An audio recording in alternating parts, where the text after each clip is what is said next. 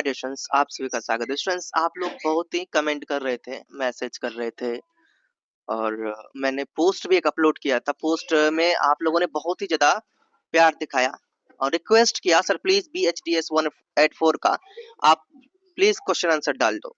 सो time को waste नहीं करते हुए अब देखिए आपका एग्ज़ाम होने ही वाला है, 1 दिन पहले मैं आपको दे रहा हूँ, जल्दी से आप इसका प्रिपरेशन कीजिए और चैनल में न्यू हो, चैनल को सब्सक्राइब अभी तक नहीं किए हैं, चैनल को जल्दी सब्सक्राइब कर लीजिए, बेल आइकन को दबा लीजिए।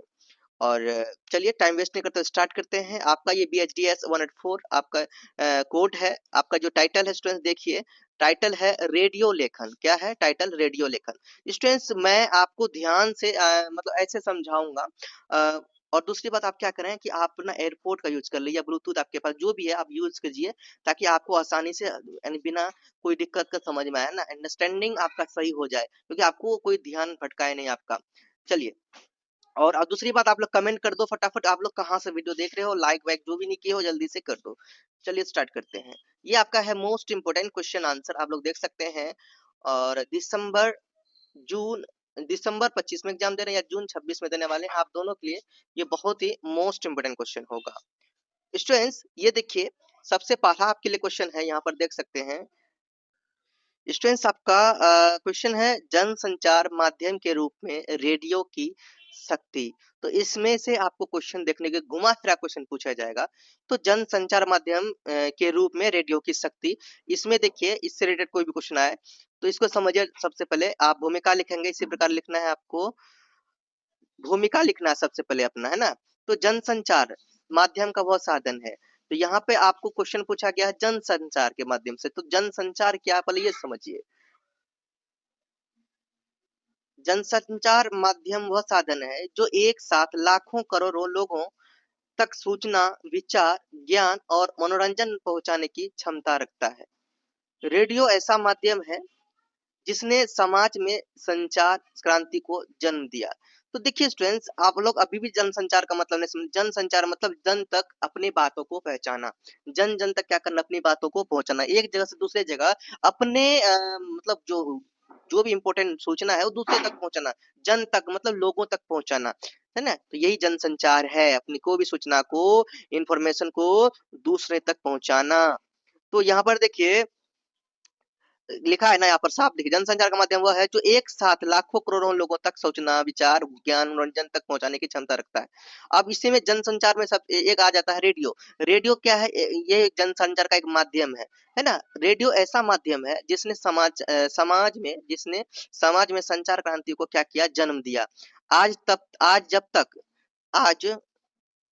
तकनीक आज जब तकनीक अत्यधिक विकसित हो चुकी है, तब भी रेडियो अपनी सरलता, सहजता और सुलभता के कारण सबसे प्रभावी, लोकप्रिय और विश्वसनीय जनसंचार का माध्यम बना हुआ है। भारत जैसे विशाल भूभाग में विविध भाषाओं, असामान्य समाज वाले देश में रेडियो की पहुंच सबसे अधिक है। यह सीधे जनता के मन और जीवन से जुड़ा क्या है, मीडिया है। रेडियो का इतिहास और विकास की बात करें तो 19वीं शताब्दी के अंत में गुग्लिएल्मो मार्कोनी ने रेडियो संचार का विकास किया। भारत में रेडियो प्रसारण की शुरुआत की अगर बात करें वो 1927 में हुई थी। कब हुई थी रेडियो प्रसारण की शुरुआत? 1927 में, याद रखना। 1936 में ऑल इंडिया रेडियो की स्थापना, बाद में इसे आकाशवाणी का नाम दिया गया, ठीक है, याद रखना। निजी एफएम चैनलों के आने के बाद युवा वर्ग में रेडियो की लोकप्रियता और बढ़ी। आज कम्युनिटी रेडियो, इंटरनेट रेडियो और पॉडकास्ट के रूप में रेडियो का स्वरूप और भी आधुनिक हो चुका है।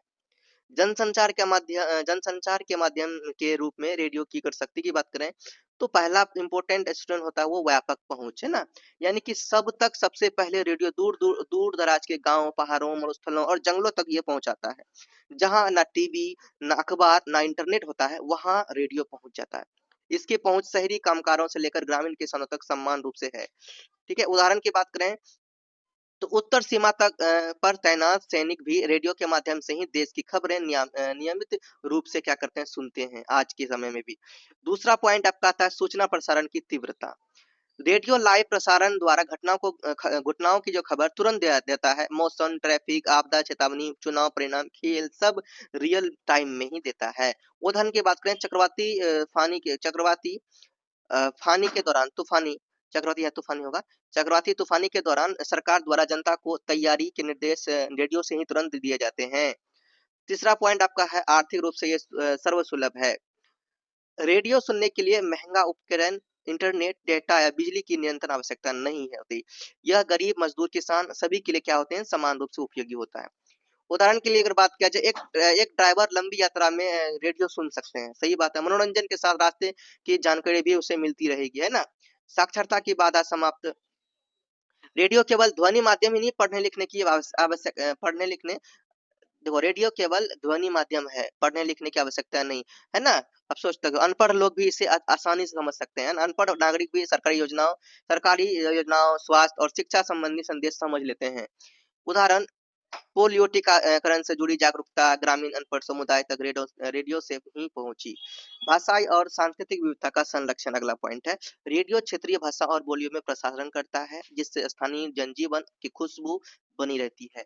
लोक कला, लोकगीत, पारंपरिक संगीत सबको मंच मिलता है। उदाहरण, आकाशवाणी में गढ़वाली, कुमाऊनी, भोजपुरी, राजस्थानी, पंजाबी आदि कार्यक्रम पूरे समुदाय को जोड़ते हैं। अगला है नेक्स्ट पॉइंट, शिक्षा और जागरूकता का साधन। रेडियो द्वारा शिक्षण सामग्री दूरस्थ क्षेत्रों तक पहुंचती है। कृषि, स्वास्थ्य, पर्यावरण, सामाजिक सुधार सब विषय शामिल होते हैं। बाकी ये उदाहरण आप लोग पढ़ लीजिए, ये जो है ना रोक कर आप लोग क्या कीजिए, इसे पढ़ लीजिए आसानी से, ठीक है। पूरी तरह से आपका क्या हो जाएगा, क्लियर हो जाएगा। हम क्वेश्चन नंबर 2 को देखते हैं स्टूडेंट्स। बहुत सारा आपका पॉइंट यहाँ पे, इतना सारा पॉइंट आपको दे दिया है कि आसानी से इसके बारे में आप अच्छा से समझ सकते हैं। अब स्टूडेंट्स क्वेश्चन नंबर 2 देखिए। क्वेश्चन नंबर 2 है मोस्ट मॉडर्न। रेडियो पर प्रसारित होने वाले मनोरंजन संबंधी कार्यक्रमों के प्रमुख रूप का परिचय दीजिए, ठीक है। तो पहले इंट्रो लिखेंगे आप। रेडियो भारत में सबसे पुराना और सुलभ जनसंचार माध्यम है। अब ध्यान सुनिए, समाचार, जानकारी और मनोरंजन का प्रभावी साधन है। रेडियो किसी भी स्थान और वर्ग के लोगों तक पहुंच सकता है। मनोरंजन के क्षेत्र में रेडियो श्रोताओं के जीवन में खुशी, सांस्कृतिक शिक्षा, सामाजिक जागरूकता और ज्ञान पहुंचाने में महत्वपूर्ण भूमिका निभाता है। संगीत, नाट्य, हास्य, खेल, फिल्म, बच्चों के कार्यक्रम और श्रोता सहभागिता आदि रेडियो के माध्यम से श्रोताओं तक पहुंचते हैं। इन कार्यक्रमों का उद्देश्य केवल मनोरंजन करना नहीं, बल्कि श्रोताओं को रचनात्मक कल्पना शक्ति और सामाजिक चेतना को बढ़ावा देना भी है।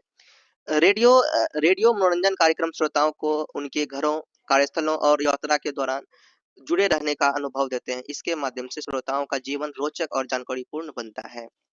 प्रमुख रूप की बात करें तो पहला रूप इसका रेडियो का संगीत कार्यक्रम का देखिए। पहला रूप क्या है, संगीत कार्यक्रम रेडियो का सबसे लोकप्रिय और आकर्षक रूप है। यह श्रोताओं को मनोरंजन के साथ साथ मानसिक राहत भी प्रदान करता है।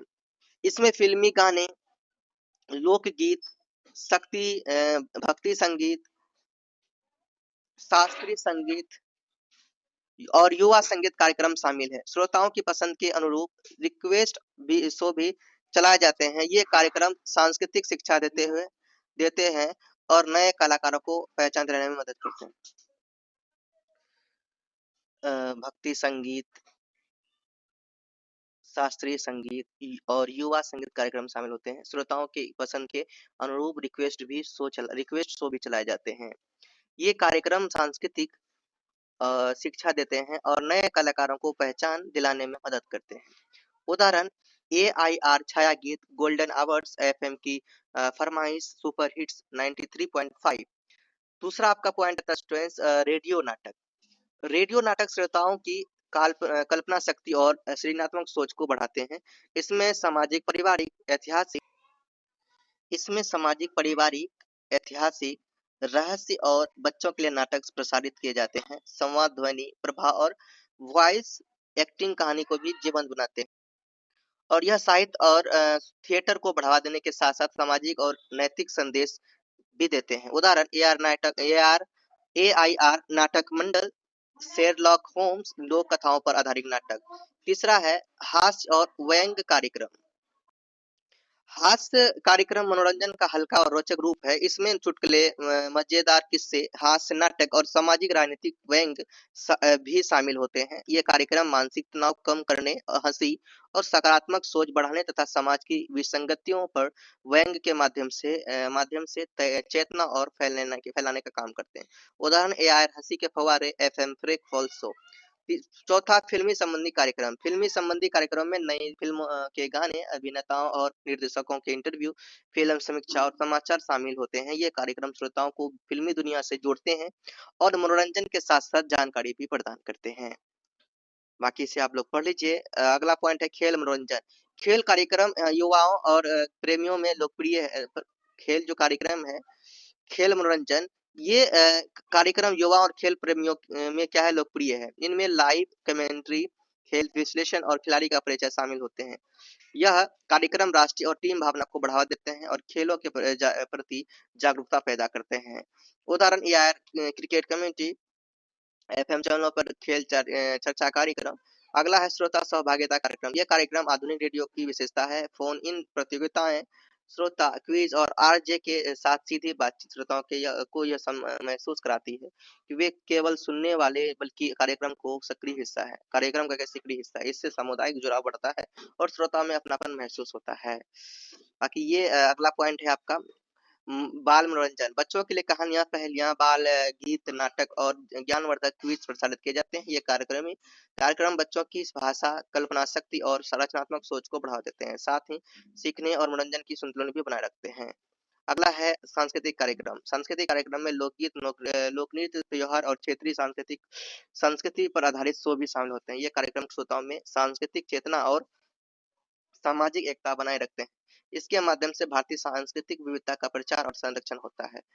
उदाहरण आप लोग पढ़ लीजिएगा। ये जो अगला है आपका विशेष और ज्ञानवर्धक कार्यक्रम। स्टूडेंट्स इसे आप लोग पढ़ लीजिएगा, तो टाइम की थोड़ा कमी होती है मुझे। अगला क्वेश्चन नंबर 3 आपका, इसमें टिप्पणी वाला क्वेश्चन है। आंखों देखा हाल, तो इसमें टिप्पणी देना है। अगला दूसरा है आपका खाद्य सुरक्षा प्रश्न, मेरे प्रिय लेखक मेरा बचपन, तो इस रिलेटेड में आपको दे रहा हूँ।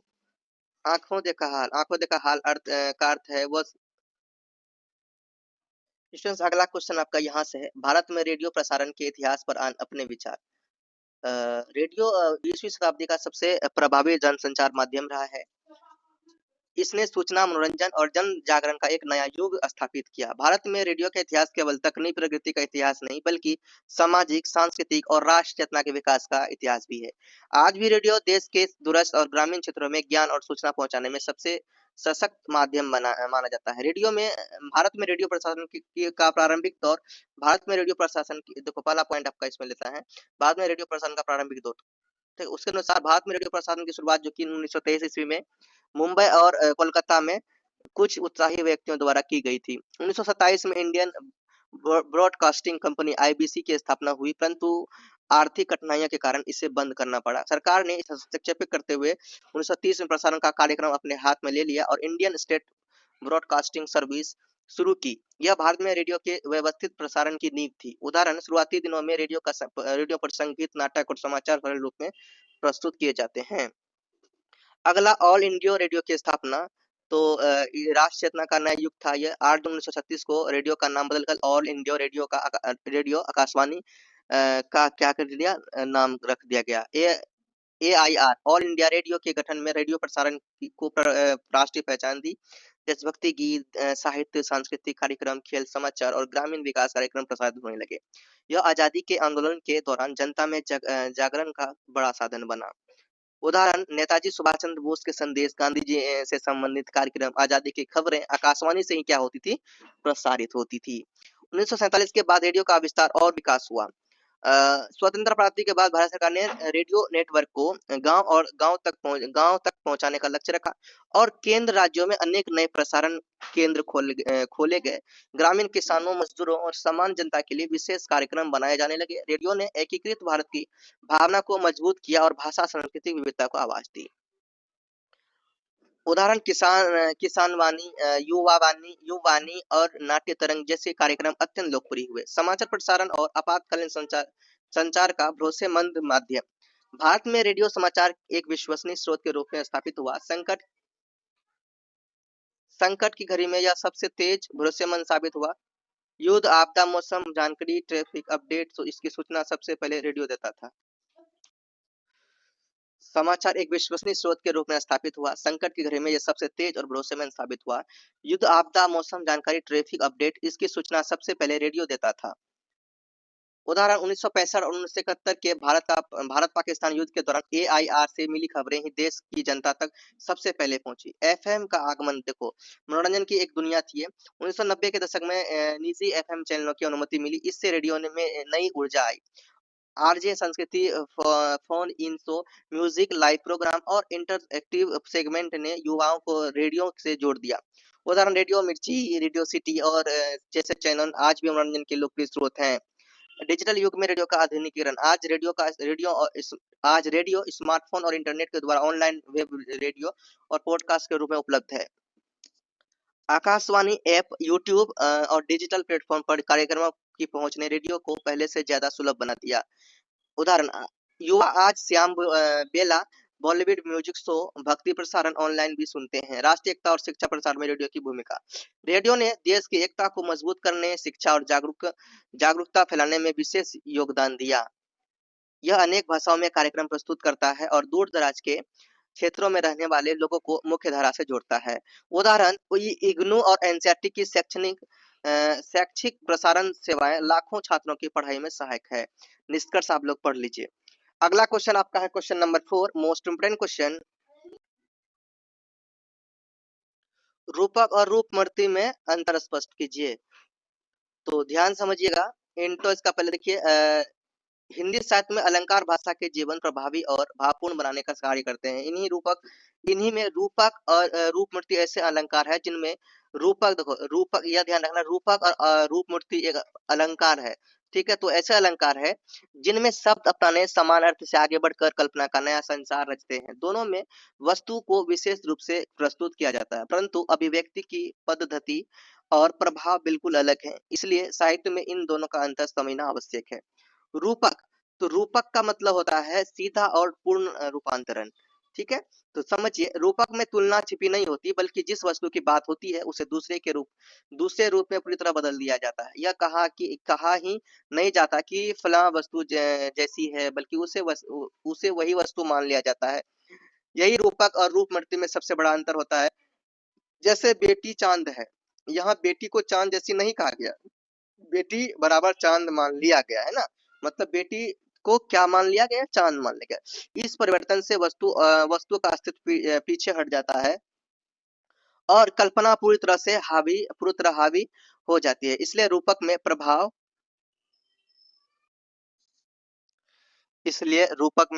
बहुत गहरा और शक्तिशाली होता है। पाठक को वस्तु का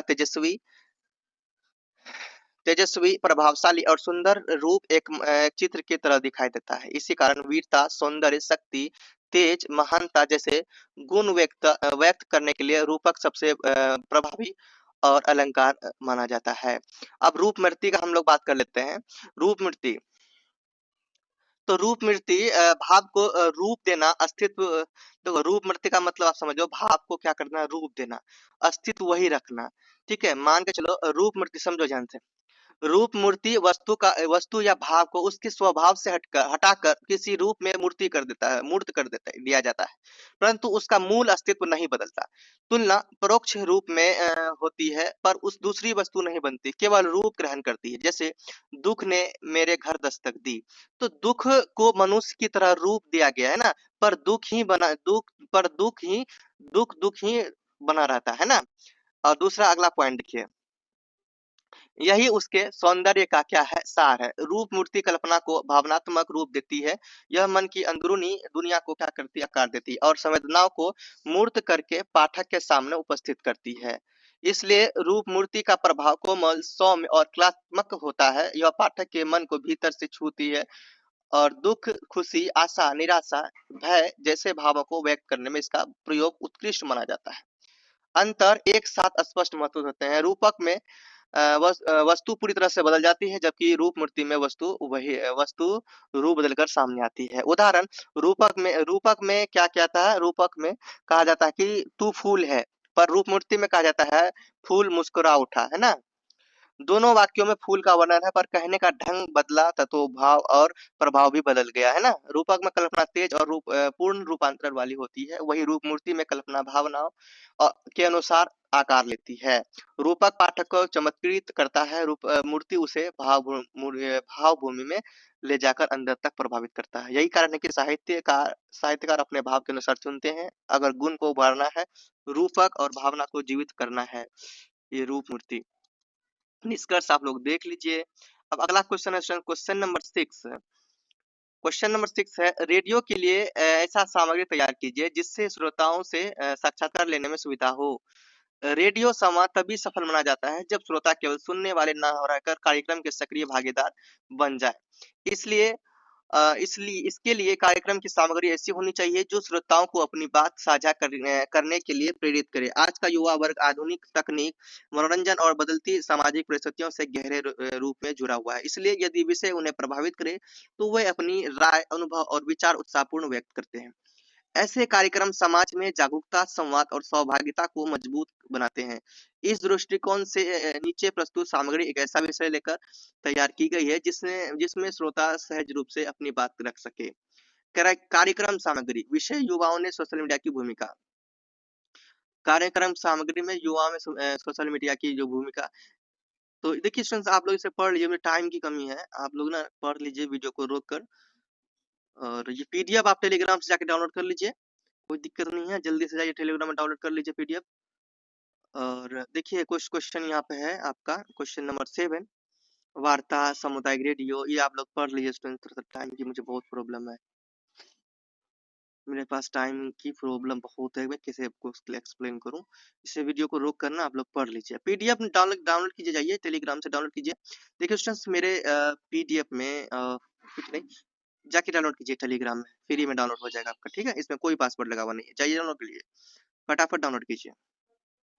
और स्टूडेंट्स इसमें इसके और स्टूडेंट्स ये जो कि आपको मैं दे रहा हूँ, पीडीएफ फ्री में ही दे रहा हूँ। अब आपको कुछ और क्वेश्चंस देने हैं, मेरे पास टाइम नहीं है। मैंने देखो ये क्वेश्चन मोस्ट में क्वेश्चंस अपलोड कर दिया था पहले ही, जून 25 में, दिसंबर एग्जाम के लिए भी। आप उन क्वेश्चंस को जरूर देख लीजिएगा, और आप लोग कमेंट मैसेज कीजिएगा टेलीग्राम में, या फिर इंस्टा में मैसेज कीजिएगा, मैं आपको हेल्प जरूर करूंगा। एक दो पीडीएफ और भी आप अरेंज करवा दूंगा अलग से, कहीं से भी मैं आपको करा दूंगा। आप लोग मैसेज कीजिएगा तभी तो होगा। ऐसे कुछ क्वेश्चंस और भी आपको मैं ऐड करवा दूंगा इनमें से, थोड़ा सा टाइम की प्रॉब्लम है, आप लोग मैसेज कीजिएगा इंस्टा में। चलिए मिलते हैं नेक्स्ट वीडियो, तक के लिए बाय। जस्ट बोलिए, प्रेम से रहो, प्रेम से पढ़ो, प्रेम से बोलो। Best of luck.